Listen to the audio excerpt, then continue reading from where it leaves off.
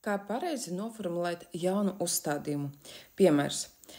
Sieviete uzskata, un viņai ir ļoti stingra un stipra pārliecība par to, ka viņas vīrietis, viņš var tevi krāpt. Vai arī, ka viņš var nodot un pamest.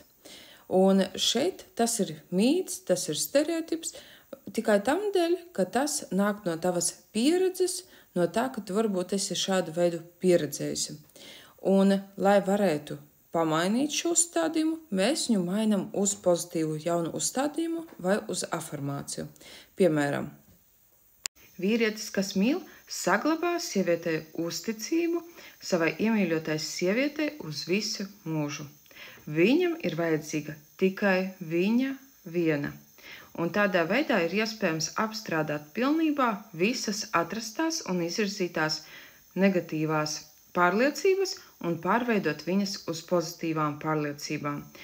Protams, zemapziņa nemainās uzreiz sekundes simtdaļā, bet pakāpeniski pielietojot jaunās pozitīvās pārliecības, tu spēsi pamainīt, un tu redzēsi, ja regulāri atkārtosi, pielietosi, tu jau sāksi redzēt savas jaunās izmaiņas savā jaunā realitātē. Ja tu vēlies vairāk uzzināt, konkrētāk, soli pa solim, sistemātiski iet kursā laimīgas attiecības pateicoties domu spēka praktikām, to ir iespējams izdarīt, pievienojoties kursam. Links ir atrodams mājaslapā, profilā augšgalā, uzspied, izvēlies atbilstošāko tarifa plānu un tiekamies jau pirmajā nodarbībā.